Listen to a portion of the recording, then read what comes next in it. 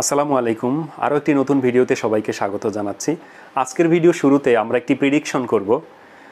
আজ 25শে জুলাই 2020, আজ ঠিক এই মুহূর্তে বাংলাদেশের জনসংখ্যা যদি 17,10,28,000 হয়, তাহলে 2100 সালে অর্থাৎ আজ থেকে ঠিক 80 বছর পরে বাংলাদেশের জনসংখ্যা কত হতে পারে। প্রশ্নটি আমি আরেকটু বিস্তারিতভাবে বলছি। মনে করুন 1974 সালে বাংলাদেশের জনসংখ্যা ছিল 7,63,00,000। সেখান থেকে 1991 সালে বাংলাদেশের জনসংখ্যা বেড়ে গিয়ে দাঁড়ায় 11,14,00,000। আর আজ 2020 সালে বাংলাদেশের জনসংখ্যা 17,10,00,000 সামথিং। তো এই জনসংখ্যা 2100 সালে কোথায় গিয়ে দাঁড়াতে পারে বা কত হতে পারে? অনেকেই হয়তো ভাবছেন যে এটি হতে পারে 25 কোটি, কেউ হয়তো ভাবছেন যে না এটি হতে পারে 30 কোটি, কেউ হয়তো আবার চিন্তা করছেন যে না এটি 35 কোটি হবে। তো এটি এইভাবে চিন্তা করার কারণ হচ্ছে, যেহেতু আমরা দেখতে পাচ্ছি অতীতে যে বাংলাদেশের জনসংখ্যা বৃদ্ধির যে ধারাবাহিকতা, সেটি যদি এইভাবে বজায় থাকে তাহলে এরকমই একটা ফিগার আসার কথা 2100 সালে। কিন্তু আপনাদেরকে অবাক করে দিয়ে আমি একটা তথ্য দিচ্ছি, সেটি হচ্ছে দ্য ল্যান্সেট নামে একটি সাময়িকী, তারা সম্প্রতি একটি বাংলাদেশের জনসংখ্যা নিয়ে একটি গবেষণা রিপোর্ট প্রকাশ করেছে। সেখানে তারা বলছে 2100 সালে বাংলাদেশের জনসংখ্যা গিয়ে দাঁড়াবে 8,13,00,000। অবাক করা ব্যাপার। এবং আরও অবাক করা ব্যাপার হচ্ছে, বাংলাদেশ যদি জাতিসংঘ ঘোষিত যে সাস্টেইনেবল গোলস যেগুলি রয়েছে 2030 সাল নাগাদ যদি বাংলাদেশ সেটি অ্যাচিভ করতে পারে, তাহলে এই জনসংখ্যা আরও কমে গিয়ে দাঁড়াবে 7,41,00,000। অর্থাৎ সেই 1974 সালে যে জনসংখ্যা তার থেকেও কম। এটি কিভাবে সম্ভব? অনেকের কাছে অবাক লাগছে। কিন্তু আমরা যদি ডেমোগ্রাফি পড়ে থাকি, অনেকে হয়তো ডেমোগ্রাফি পড়েছেন বা এখন পড়ছেন, তাহলে আমরা নিশ্চয়ই থিওরি অফ ডেমোগ্রাফিক ট্রানজিশন সম্পর্কে জানি, বা অনেকেই হয়তো আমরা সেটি পড়েছি। আর যারা পড়িনি এখনও, অথবা যারা এই থিওরি অফ ডেমোগ্রাফিক ট্রানজিশন সম্পর্কে যাদের ধারণা নেই, তাদেরকে আমি একটু ধারণা দিব, তাহলে আপনি বুঝতে পারবেন যে কিভাবে বাংলাদেশের জনসংখ্যা 2100 সালে 8,13,00,000 বা 7,41,00,000 হতে পারে। থিওরি অফ ডেমোগ্রাফিক ট্রানজিশন হচ্ছে এমন একটি থিওরি, এখানে এক্সপ্লেইন করা হয়েছে যে কিভাবে পৃথিবীর জনসংখ্যা বিভিন্ন স্টেজ পার হয়ে বর্তমানে এই অবস্থায় এসে দাঁড়িয়েছে, এবং এই ধারাবাহিকতায় ভবিষ্যতে কোথায় যেতে পারে সেরকম একটি অনুমান করা হয়েছে।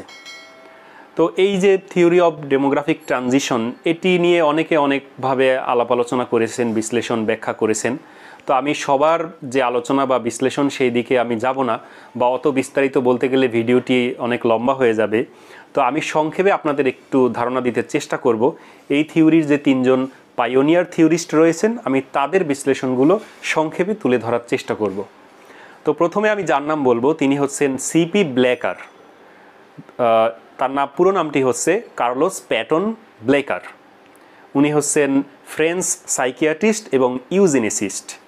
তো সাইকিয়াট্রিস্ট আমরা সবাই বুঝতে পারি, বা বেশিরভাগই আমরা জানি সাইকিয়াট্রিস্ট কি, কিন্তু ইউজেনিসিস্ট হয়তো অনেকের এই টার্মটা সম্পর্কে ধারণা নেই।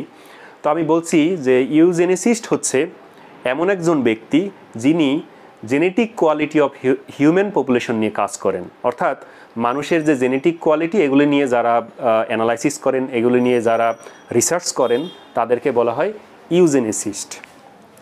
তো সিপি ব্লেকার তিনি কিভাবে এই স্টেজগুলোকে আলোচনা করেছেন, থিওরি অফ ডেমোগ্রাফিক ট্রানজিশনের যে স্টেজগুলি বা ওয়ার্ল্ড পপুলেশনের যে বর্তমান অবস্থা, সেটা কিভাবে বিভিন্ন স্টেজ পার হয়ে এসেছে, সেটি তিনি কিভাবে ব্যাখ্যা করেছেন, সেই স্টেজগুলি আমি সংক্ষেপে আপনাদের সামনে একটু তুলে ধরছি। সিপি ব্লেকার তার এই ডেমোগ্রাফিক ট্রানজিশন থিওরি ব্যাখ্যা করতে গিয়ে তিনি 5টি স্টেজের কথা বলেছেন। তো এই 5টি স্টেজের ফার্স্ট যে স্টেজ, সেটির নাম হচ্ছে হাই স্টেশনারি স্টেজ। এই স্টেজের অবস্থা কেমন ছিল, যে এই সময় বার্থ রেট এবং ডেথ রেট দুটোই বেশি ছিল।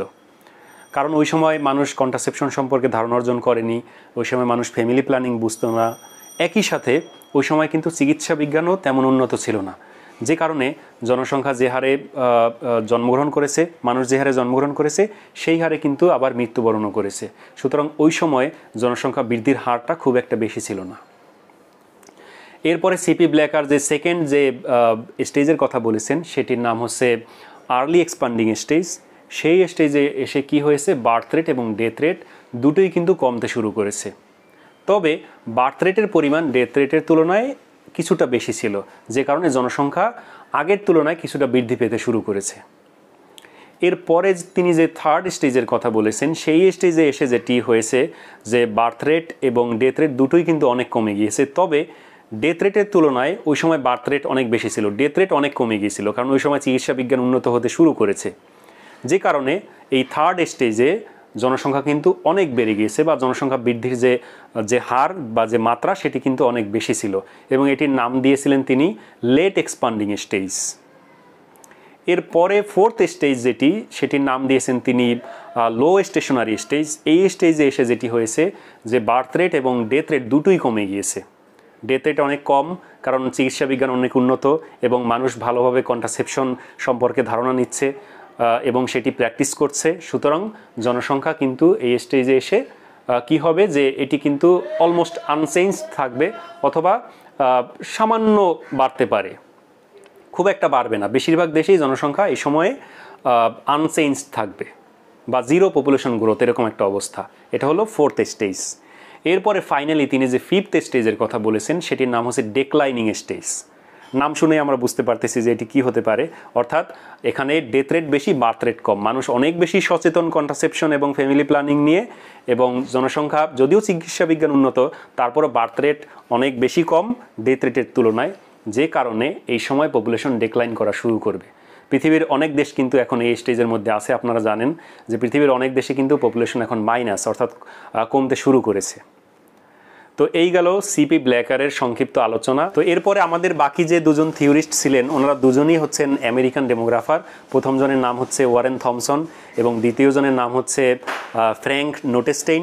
তো ওনাদের দুজনের আলোচনাকে আমি একসাথে সংক্ষিপ্তভাবে আপনাদের সামনে তুলে ধরছি। তো ওনারা বেসিক্যালি তিনটা স্টেজের কথা বলেছেন। ফার্স্ট স্টেজের নাম দিয়েছেন প্রি ট্রানজিশন স্টেজ, যে স্টেজে বার্থ রেট এবং ডেথ রেট দুটোই বেশি ছিল। তবে ডেথ রেটের তুলনায় বার্থ রেট কিছুটা বেশি থাকার কারণে জনসংখ্যা আস্তে আস্তে বাড়তে শুরু করেছে। এরপরে সেকেন্ড যে স্টেজের কথা বলেছেন, সেটি হচ্ছে ট্রানজিশন স্টেজ। সেই স্টেজে জনসংখ্যা অনেক বেশি বেড়ে গিয়েছে, কারণ ওই সময় ডেথ রেটের তুলনায় বার্থ রেট অনেক বেশি ছিল। এরপরে ফাইনালি থার্ড যে স্টেজের কথা তারা বলছেন, সেখানে বার্থ রেট এবং ডেথ রেট দুটোই সমানভাবে কমে যাচ্ছিল। সুতরাং এই সময় পপুলেশন আনচেঞ্জড, অর্থাৎ ওনারা কিন্তু ডেক্লাইনিং স্টেজের কথা বলছেন না। যে ওনারা যে আলোচনাটা করেছেন, সেখানে তারা বলছেন যে পপুলেশন এখনও যে ডেক্লাইন করতেছে, সেই অবস্থায় আমরা এখনও আসি নাই। সুতরাং এটি এখন আলোচনা করার প্রয়োজন নেই, বা এটি অপ্রাসঙ্গিক মনে হয়েছে তাদের কাছে। তাহলে আমরা প্রথমে যে সিপি ব্ল্যাকারের আলোচনা করলাম, সেখানে আমরা দেখতে পেলাম পাঁচটা স্টেজ। আমরা যদি আবার সবগুলো একটু রিভিউ করি, ফার্স্ট স্টেজের নাম দিয়েছিলেন হাই স্টেশনারি স্টেজ, সেকেন্ড স্টেজের নাম দিয়েছিলেন আর্লি এক্সপান্ডিং স্টেজ, এরপরে থার্ড স্টেজের নাম দিয়েছিলেন লেট এক্সপান্ডিং স্টেজ, এরপরে ফোর্থ স্টেজের নাম দিয়েছিলেন লো স্টেশনারি স্টেজ, এবং ফাইনালি ফিফথ স্টেজের নাম দিয়েছিলেন ডেক্লাইনিং স্টেজ। তো এ হচ্ছে সিপি ব্ল্যাকার, এবং তিনি সেখানে বুঝিয়েছিলেন যে কিভাবে জনসংখ্যা একসময় মানে বৃদ্ধির হার কম ছিল, সেখান থেকে বাড়লো, বেড়ে গিয়ে আবার জিরো হচ্ছে, জিরো থেকে আবার কিভাবে ডেক্লাইন করবে সেটি তিনি তার আলোচনায় দেখাতে চেয়েছেন। এরপরে ওয়ারেন থমসন এবং ফ্র্যাঙ্ক নোটেস্টেইন তারাও কিন্তু অনেকটা একইভাবে আলোচনাটা করেছেন। তবে তারা পপুলেশন একসময় আনচেঞ্জ ছিল, বার্থ রেট এবং ডেথ রেট দুটোই সমান ছিল, খুব একটা বাড়েনি, এবং একেবারে ডেক্লাইন করা শুরু করছে বা করবে। এই দুইটা স্টেজ ওনারা ওনাদের আলোচনায় আনেননি, মাঝের তিনটি স্টেজ নিয়ে তারা আলোচনা করেছেন।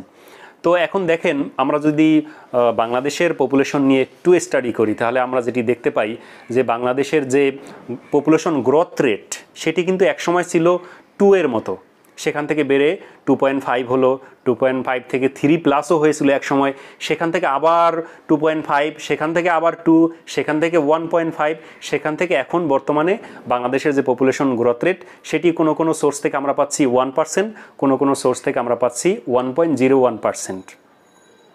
তো এই যদি হয় অবস্থা, এবং এইভাবে যদি পপুলেশন গ্রোথ রেট বাংলাদেশের কমতে থাকে, এবং বাংলাদেশের মানুষ যদি ফ্যামিলি প্ল্যানিং বা কন্ট্রাসেপশনের প্রতি আরও বেশি সচেতন হয়, তাহলে কিন্তু একসময় এটা বাংলাদেশেও কিন্তু পপুলেশন গ্রোথ রেট 0 হবে, এবং 0 থেকে কিন্তু মাইনাস হতেও পারে। কারণ এই যে আমরা সাস্টেনেবল ডেভেলপমেন্ট গোলসের কথা বলছি, যেটি জাতিসংঘ 2030 সালে সেই লক্ষ্যমাত্রা অর্জনের কথা বলছে বা সেটি সেট করে দিয়েছে, সেই লক্ষ্যমাত্রা অর্জন করতে গেলে কিন্তু সেখানে ডেথ রেট কমে যাবে, ইনফ্যান্ট মর্টালিটি রেট কমবে, ম্যাটার্নাল মর্টালিটি রেট কমাতে হবে, এগুলো কিন্তু কমে যাবে।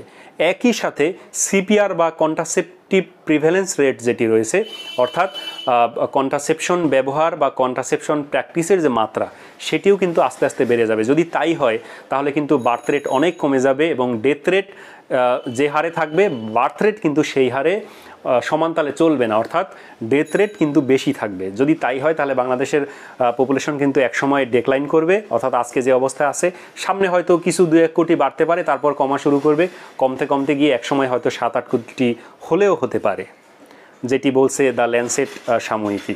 তাহলে আজকের এই যে থিওরি অফ ডেমোগ্রাফিক ট্রানজিশন, এই আলোচনা থেকে আমরা কিন্তু এখন যারা এই থিওরি অফ ডেমোগ্রাফিক ট্রানজিশন আগে জানতেন না বা বুঝতেন না, তারা হয়তো বা এখন বুঝতে পারছেন যে কিভাবে ওয়ার্ল্ড পপুলেশন বিভিন্ন স্টেজের মধ্য দিয়ে ডিক্লাইনিং স্টেজের দিকে যেতে পারে বা যাচ্ছে, এবং একইভাবে বাংলাদেশেও কিন্তু সেরকম অবস্থা হতে পারে বা হতে যাচ্ছে।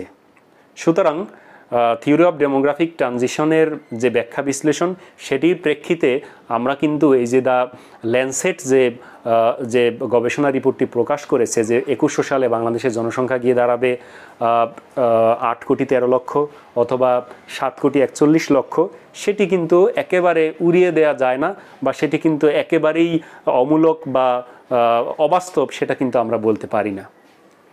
তো এই ছিল আজকের আমাদের আলোচনা। আশা করি যারা থিওরি অফ ডেমোগ্রাফিক ট্রানজিশন সম্পর্কে কোনো ধারণা যাদের ছিল না, তারাই আজকের এই আলোচনাটি থেকে কিছুটা বুঝতে পেরেছেন। তো সবাইকে ধন্যবাদ জানিয়ে আজকের মতো শেষ করছি।